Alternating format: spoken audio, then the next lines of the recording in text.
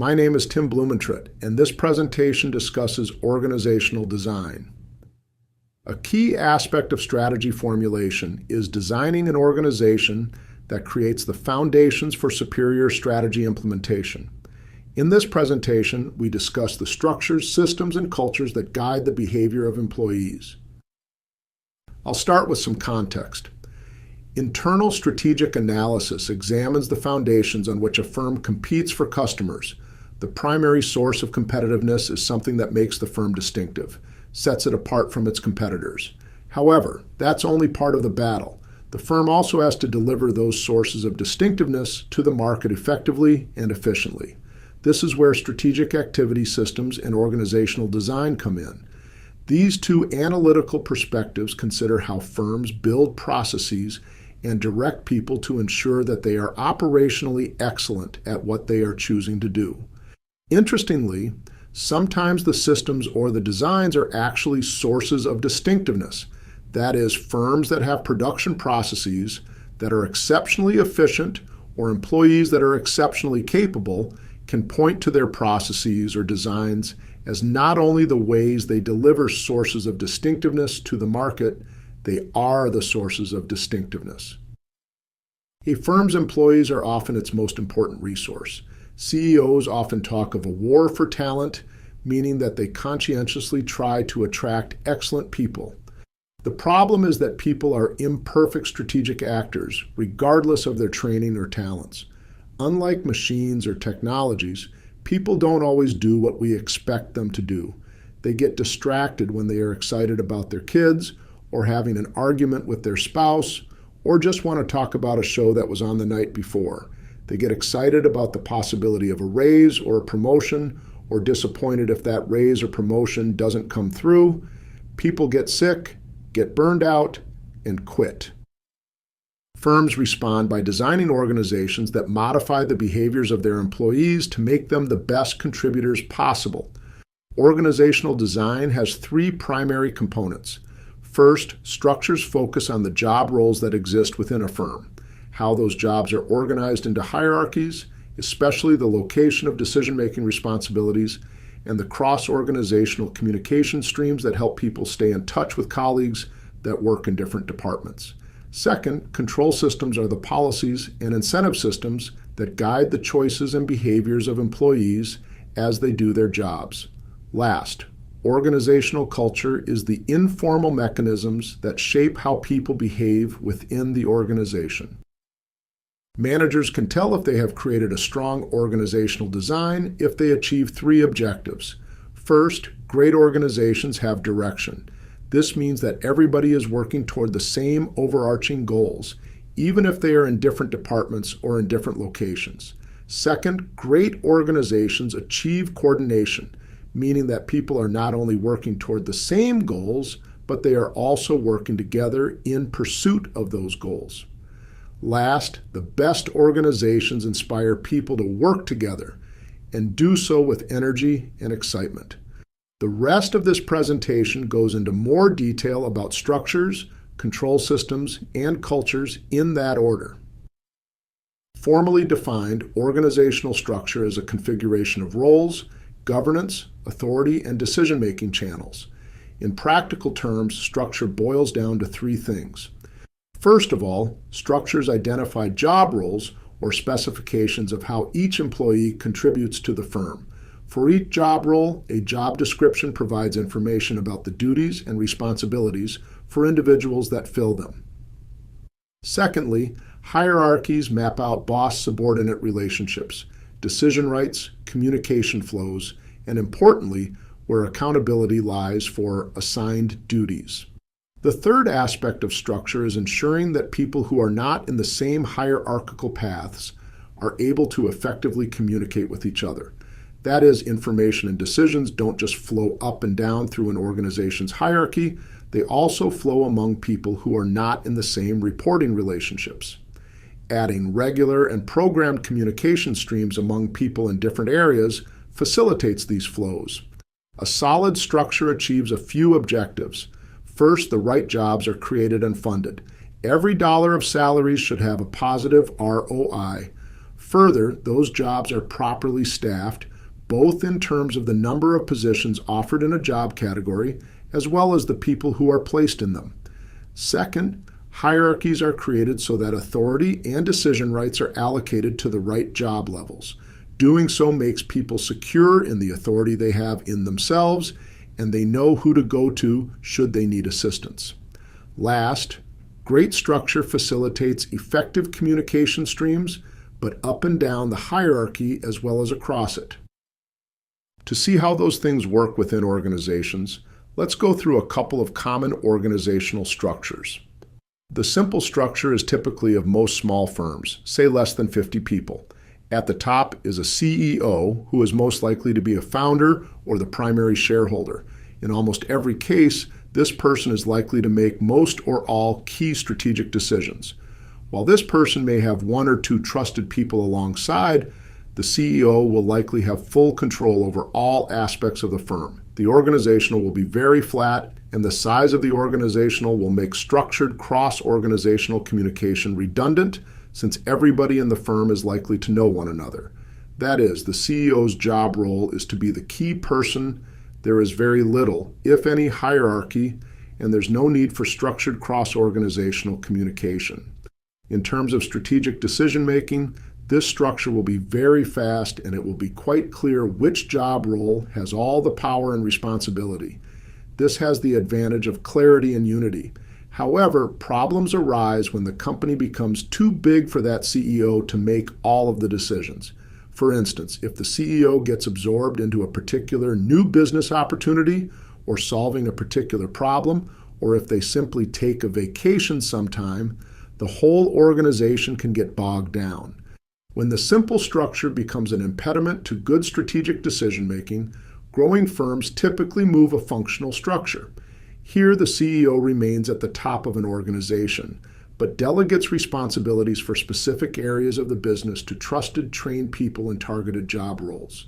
So instead of the CEO controlling everything, decisions and power are delegated to heads of various functional areas, with finance, production, and marketing as examples, who then have managers and employees working for them. The biggest advantage of a functional structure is specialization, in that people who are experts in those areas are hired to concentrate fully on duties that are important to a firm's success. This is the classic division of labor. The downsides are two. First, functional structures add hierarchical layers, making the firm more complex. Further, adding levels creates silos within the organization, which makes communication across the organization that much more difficult. So deciding to move to a functional structure from a simple structure involves both costs and benefits. Deciding which one is right for an organization comes down to which one best allows the firm to create and implement winning strategies. If they continue to grow, organizations get big enough that different aspects of their businesses require specialization, even within the functional areas. At this point, firms adopt a multi-divisional structure. For instance, this slide divides up a large firm into two regional divisions, one for the Europe, Middle East, and Asia market, and one for the Americas market. At the top is a CEO at headquarters. Within those different divisions, there are replicated functional structures dividing out activities in finance, marketing, and production. Notice that the presidents in this structure have the same reporting relationships as the CEOs from the functional structure. The benefit of this type of structure is that the regions can tailor their activities to the needs of their specific markets. For instance, the vice president of finance in the Americas can focus on how that region would manage its money, rather than worry about how it gets done around the world. Of course, the siloed activities and the cross-organizational communication patterns here just become that much more complicated. The idea is that the specification within the regions outweighs the costs of creating and sustaining additional channels of cross-organizational communication. Of course, a multi-divisional structure does not have to rest just on regions. There are lots of different types of M-form companies. For instance, many technology companies like Meta, Apple, and Alphabet have divisions based on product lines. The biggest challenge to the multi-divisional structure is cross-organizational communication. Because of the many silos and the distances between people, firms have found it very difficult to build relationships and share ideas and information, even among people, even if they have similar job roles. To address that, firms created what they call matrix structures. Matrix structures are built on the simultaneous combination of two structures, often one of them a functional structure and other from one of the types of multidivisional forms. On this slide, we have a functional structure going across the top and a regional divisional structure going down the vertical. There will be a person responsible for each of those units, say a vice president of finance and a president of the Americas. The matrix is evident in the middle. Here there are people who are in the hierarchies of two different areas. For instance, in the upper left-hand corner is an executive who would be responsible to both the VP of Finance and the president of EMEA. Reporting to that person would be a traditional team of employees. The strategic advantage of the matrix is that the people in the middle are formally in both of the communication streams that impact how well they do their job. The manager in the upper left corner will be an expert in the EMEA market, as well as tapped into all of the tools and resources of the worldwide finance operation. Theoretically, this is an enticing option for large companies because of the cross-organizational communication and cooperation that it encourages. Practically, the matrix is difficult to implement. The challenges start with the fact that the people in the matrix have two bosses, and that's rarely a good thing. For most of us, working for just one person isn't all that easy. The problems explode if the two bosses don't talk to one another, or don't agree with one another, or both want full-time work from the direct report. So this structure, while theoretically strong, runs into problems simply because the people within the matrix get pulled apart. To address this challenge, but without giving up the benefits of the matrix, some firms modify this structure by using dotted line reporting relationships. In this slide, I just changed the vertical lines from solids to dotted lines. The solid lines indicate formal boss-subordinate arrangements. The dotted lines represent consistent communication streams between people, but without formal reporting responsibilities. So in this case, the manager in the upper left corner only formally reports to the president of EMEA, while still remaining in the communication streams of the finance department. To conclude this segment of the presentation, notice that structure is constantly evolving within a firm. The intent is to find the structure that best suits the firm's pursuit of performance, both in terms of the nature of the firm, like the size and scope of the firm, as well as the strategies that it's trying to put into place. So the structure of the firm is always going to change as the firm grows or as it adjusts its strategic initiatives.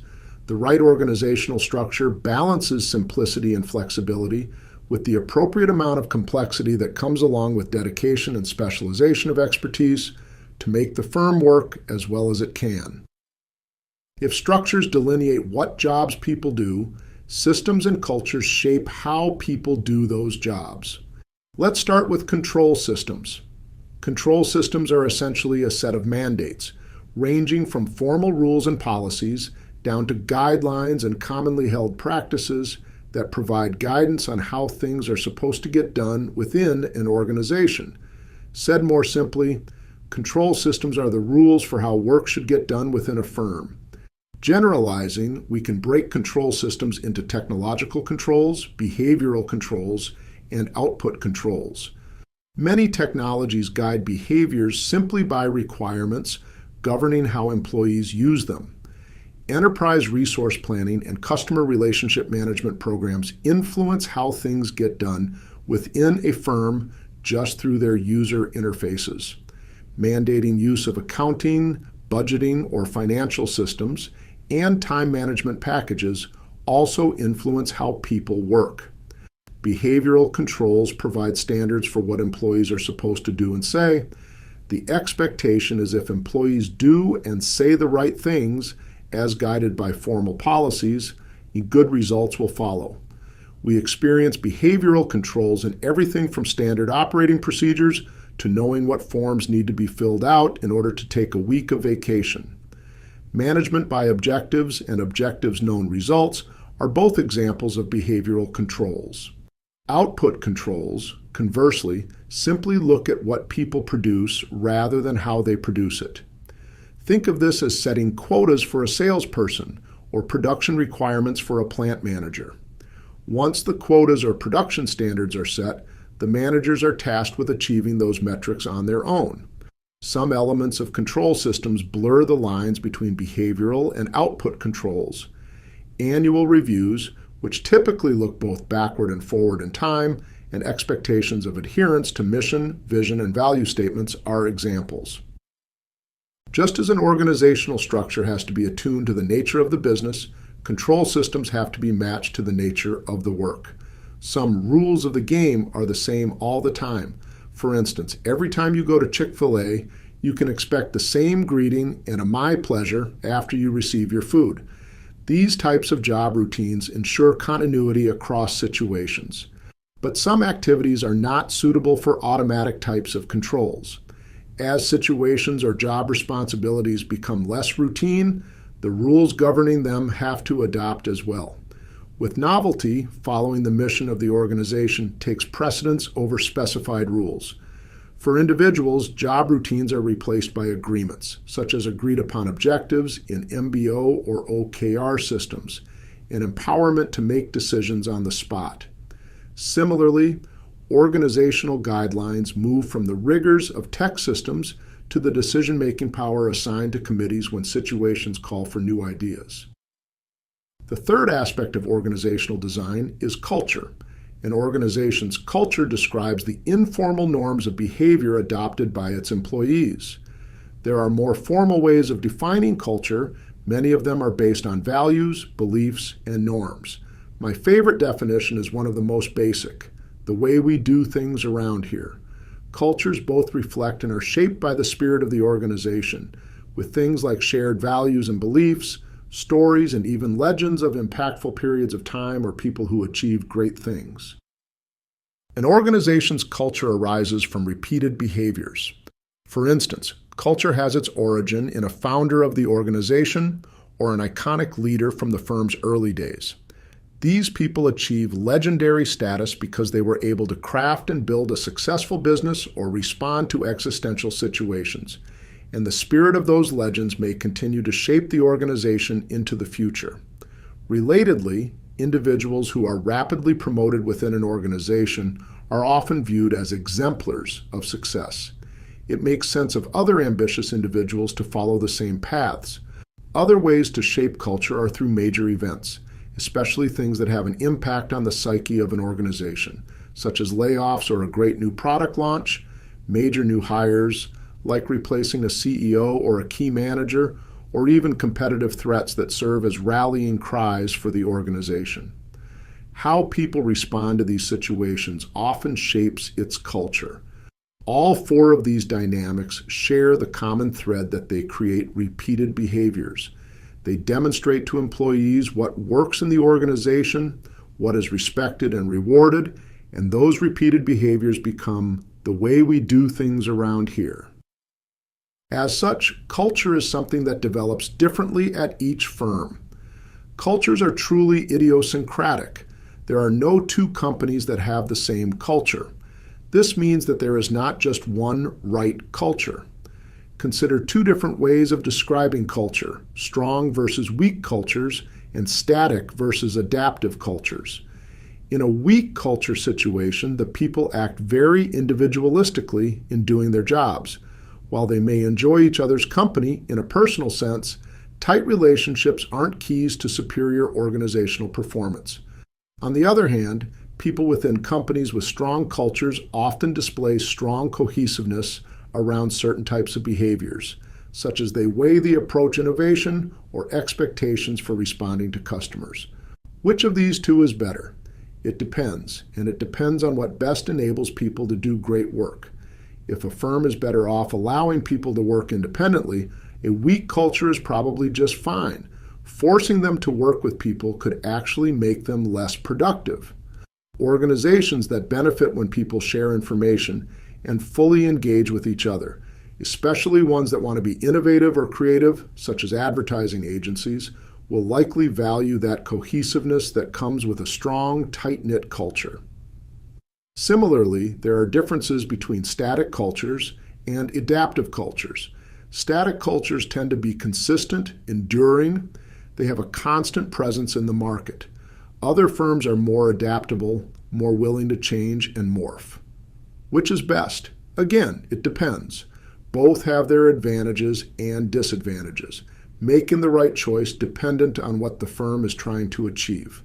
So just like structures and systems, an organization's culture must be managed so that it is a tool for pursuing strategic success. The culture has to support the firm's strategic initiatives. If it doesn't, if the culture is prompting people to behave in ways that aren't aligned with the firm's strategies or its business environments, then managers have to put in the hard work of changing the culture. And this can be done by instilling new views on what success really means within the organization, or describing how strategic concerns inside or outside the firm require new ways of getting things done, or even hiring or firing influential people. One of the biggest challenges in design is organizational inertia, in that once people get used to doing things in certain ways, it is very difficult to get them to change. Yet the role of organizational design is to create structures, systems, and cultures that support the firm's strategies. So just as a firm's strategies have to be flexible and responsive to competitive dynamics, so must structure, control systems, and culture. A critical job of senior managers is the continual monitoring of these components of design so that they are in alignment or fit with the firm's strategic challenges. And if things are not right, they must do the difficult work of reorienting the organization, despite the resistance to these kinds of changes that always arise. In all, designing a great organization is a balancing act. When an organization becomes too complex or too overbearing, it can force people into boxes and procedures that are so tightly defined that they have no freedom to innovate or think creatively. On the other hand, organizations with not enough structure or control can make people feel lost. Imagine going to work every day and not being sure of what you were supposed to do or who was responsible for making decisions. The goal is to find the right design, whatever that is, that turns imperfect people into excellent implementers of the firm's strategies. Great design supports employees from bottom to top by creating line of sight between their activities and the performance of the firm, encouraging them to effectively work together, and helping them enjoy their work.